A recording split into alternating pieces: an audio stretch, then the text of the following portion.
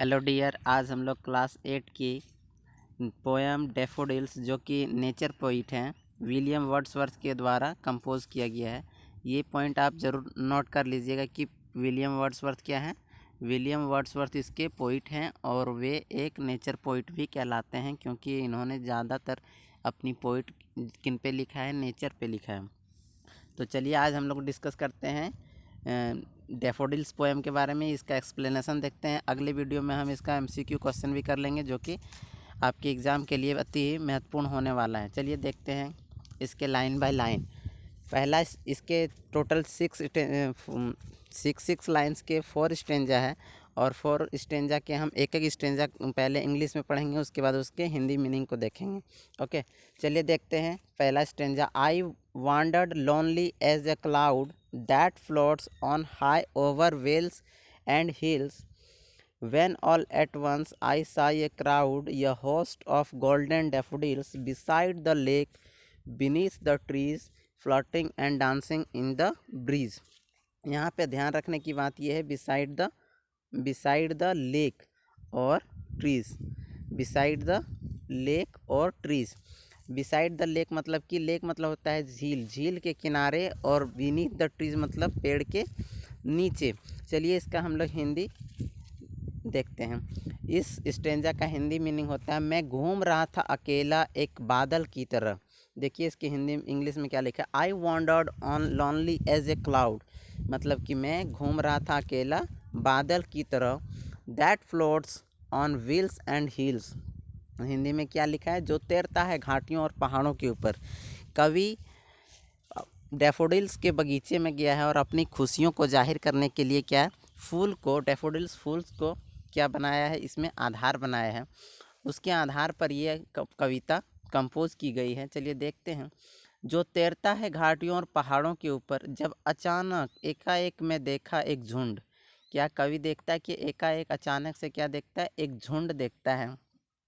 बहुत से सुवर्ण फूल डैफोडिल्स को, सुवर्ण मतलब कि गोल्डन, ये कलर फूल का कलर बता रहे हैं यहाँ पे कवि, क्या बता रहे हैं, गोल्डन कलर का डैफोडिल्स देखें। झील के अतिरिक्त भी पेड़ों के नीचे, झील के किनारे भी देखें और पेड़ के नीचे भी देखें। ओके, चलिए दूसरा स्टेंजा पढ़ते हैं। दूसरा स्टेंजा है continuous as the stars that shine. Daffodils की तुलना कवि किस पोइट किससे कर रहे हैं, स्टार से कर रहे हैं। जैसे स्टार कंटिन्यूअस निरंतर लगातार चमकता रहता है, उसी तरह क्या है, डैफोडिल्स भी चमक रहा है। And twinkle on the milky way, और यहाँ पे ये फूल के बगीचे को पूरे के पूरे किससे तुलना कर दिए, मिल्की वे जो कि आकाश गंगा है। They stretch in never ending line along the margin of a bay 10,000 saw at a glance. ये पॉइंट याद रखिएगा, 10,000, एक बार में कितना फूल देख रहे हैं कवि, 10,000। Tossing their heads in sprightly dance, और tossing their heads in sprightly dance मतलब कह रहे हैं क्या, डांस कर रहे हैं, अपने हेड्स को झुमा रहे हैं, और फूल क्या कर रही है, डांस कर रही है। चलिए इसका हिंदी देखते हैं हम लोग। निरंतर तारों के भांति जो चमकते और आकाश गंगा में टिमटिमाते, ये सभी किसके बारे में बात कर रहे हैं, पोइट डैफोडिल्स फूल के बारे में बात कर रहे हैं। वे तने हुए हैं कभी ना ख़त्म होने वाली कतार में, मतलब कि कवि जब एकाएक देखें और जब फूलों को देखा तो इतना लगातार बगीचा था कि उनको लग रहा था कि ये बगीचा कभी भी ख़त्म होने वाला, इनका एंडिंग पॉइंट नहीं है, मतलब कि ये बहुत दूरों तक फूल लगा हुआ है। एक खाड़ी में एक छोर से दूसरे छोर तक हाशिया के भांति, किससे ये कितना दूर तक लगा है, इसकी तुलना किससे कर रहे हैं, खाड़ी से, खाड़ी के एक छोर से दूसरे छोर हाशिया तक की भांति, मतलब कि खाड़ी के एक छोर से दूसरे अंत तक लगा हुआ फूल, इससे तुलना कर रहे हैं फूल गोल्डन डैफोडिल्स की।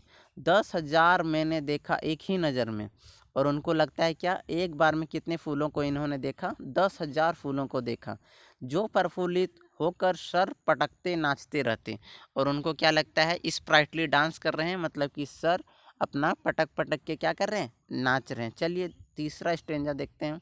तीसरा स्टेंजा है the waves beside them dance but they outdid the sparkling waves in the glee, a poet could not but be gay in such a jocund company. I gazed and gazed but little thought what wealth the show to me had brought. चलिए इसका हिंदी देखते हैं। हिंदी क्या है? लहरें उनके पास ही नाच रही थी परंतु वे, झील जो जिन झील की बात कर रही उससे, उस झील में पानी की लहरें भी आ रही हैं, तो लहरें भी उनको क्या कर रहा है, पोइट क्या कर रहे हैं कि जिस तरह फूल डांस कर रही है उसी तरह क्या है, लहरें भी डांस कर रही हैं, मात दे रहे थे उल्लासित होकर झिलमिलाते लहरों को। लेकिन डैफोडिल्स फूल क्या है, डैफोडिल्स फूल जो डांस कर रही है वो लहरों को भी मात दे रही है। मतलब कि लहर जिस प्रकार डांस कर रही उससे भी अच्छी डांस कौन कर रहे हैं, फूल कर रहे हैं, डैफोडिल्स फूल्स। आगे कवि कहते हैं एक कवि खुश के सिवाय और क्या हो सकता है, और कवि कहते हैं इसके सिवाय और क्या हो सकता है। इसको देख के इतना मनमोहक था कि कवि क्या होते हैं, खुश हो जाते हैं। और जैसा कि मैंने पहले भी बताया कि पोइट क्या है, एक नेचर पोइट है और ये अपने खुशी या अपने इमोशन को नेचर के माध्यम से दर्शाने का प्रयास करते हैं। और इस पोएम में डैफोडिल्स फूल के माध्यम से ये दर्शा रहे हैं अपनी खुशियाँ। ऐसा खुशा दिल मंडली में मैं टकटकी निगाहों से देखा और देखता रहा मगर जरा भी न चिंता किया। और क्या हुआ कि कवि ऐसे अपने फूलों को देखकर क्या हुआ है, टकटकी लगा के देख रहे हैं और अपने जितने भी दुख या जितने भी पास्ट में हुई बैड बैड मेमोरीज हैं उनको क्या है, भूल गए। एक टकटकी लगा के देख रहे हैं और उसमें ही क्या हुए, खुशी में खो गए हैं, उस डैफोडिल्स के खुशी में। कितना धन दौलत यह दृश्य ने लाया है मेरे लिए। और कवि कहते हैं कि ये खुशी से बड़ा धन दौलत क्या हो सकता है, ये खुशी लाया है। उस खुशी को कवि क्या कह रहे हैं, आगे धन दौलत कह रहे हैं उसी खुशी को। चलिए आज इस पोएम का अंतिम स्टेंजा पढ़ते हैं। For oft when on my couch I lie in vacant or in pensive mood, they flash upon that inward eye which is the bliss of solitude, and then my heart with pleasure fills and dances with the daffodils। चलिए इसका हिंदी देखते हैं।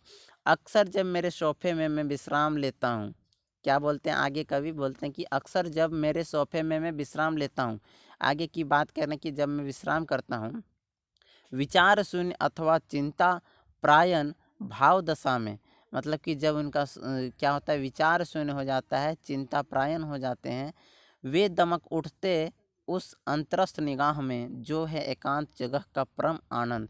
और उस समय ये daffodils बगीचे का याद करके, एकांत में वो याद करके क्या करते हैं, खुशी अपनी जाहिर करते हैं। और तब मेरा हृदय प्रसन्नता से भर जाता है। और जब ये डैफोडिल्स के बगीचे के बारे में ये सब चीज़ें याद करते हैं तो इनका क्या होता है, हृदय, इनका हार्ट क्या होता है, एकदम प्रसन्न हो जाता है, खुश हो जाता है, हैप्पी हो जाता है और डैफोडिल्स के साथ नृत्य करता है। और इतना ही खुश हो जाता है, इतना ही प्रसन्न हो जाता है कि डैफोडिल्स जैसे मन में उनके डांस करता है, उसी तरह इनका हृदय, इनका मन भी क्या करता है, उन्हीं के जैसे डांस करने लगता है। तो चलिए आज का ये हमारा पोएम क्या नाम था, डैफोडिल्स, ये ख़त्म हो गया है।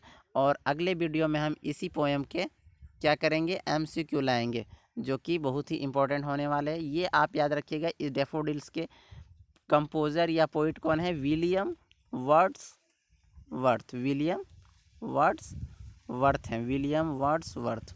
ओके, और ये इनको क्या कहा जाता है, नेचर पोइट भी कहा जाता है, नेचर पोइट याद रखना है, नेचर पोइट एग्ज़ाम के लिए आएगा। ओके चलिए, थैंक यू। अगर हो सके अच्छा लगे वीडियो तो चैनल को सब्सक्राइब और अपने बच्चों या अपने दोस्तों, अपने फ्रेंड में ज़रूर शेयर करें। Okay, thank you.